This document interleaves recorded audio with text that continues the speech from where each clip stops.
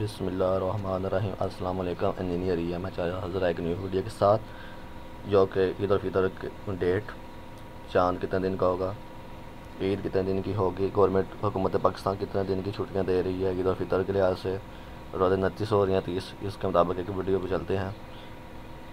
Hopes ہو کہ آپ کو ویڈیو پسند آئے۔ ہم اپنے چینل میں آپ کو خوش آمدید کہتے ہیں۔ وفاقی حکومت نے عید الفطر کی تاریخ کا باقاعدہ اعلان کر دیا۔ وفاقی وزیر برائے سائنس و ٹیکنالوجی فواد چودھری نے نجی ٹیلی ویژن چینل سے گفتگو کرتے ہوئے اعلان کیا کہ پاکستان میں رواں سال عید الفطر 5 جون کو بدھ کے روز ہوگی۔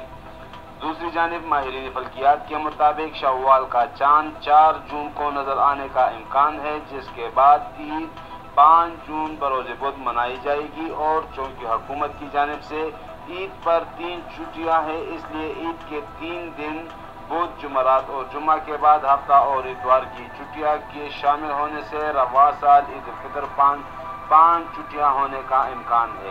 ماہرین کے مطابق رواں سال شوال کا چاند 3 جون کو پیدا ہو جائے گا، لیکن اس کی عمر بہت کم ہوگی، اس لیے اسے پاکستان میں دیکھا نہیں جا سکے گا، اور وہ غروب آفتاب کے 1 منٹ بعد ہی غروب ہو جائے گا۔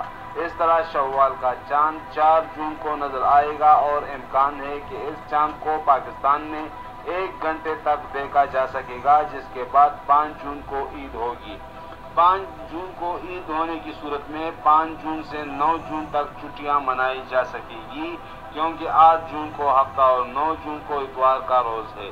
امکان ظاہر کیا جا رہا ہے کہ ان 5 دنوں کے لیے حکومت چھٹیوں کا اعلان کر دے گی۔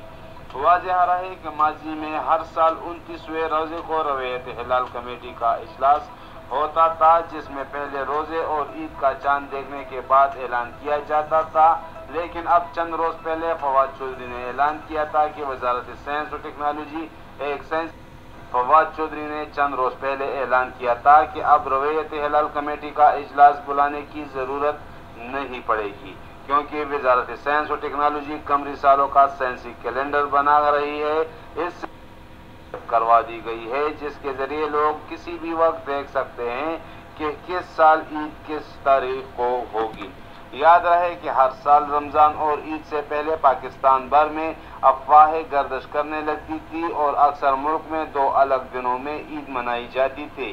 خاص طور پر بنوں میں مولانا پوپل زئی صاحب 1 روز پہلے ہی عید کا اعلان کر دیا کرتے تھے، جس کی وجہ سے ایک ہی ملک میں اور ایک ہی علاقے میں 2 الگ الگ دنوں میں عید منائی جاتی تھی۔ دوستو، یہ تھی آج کی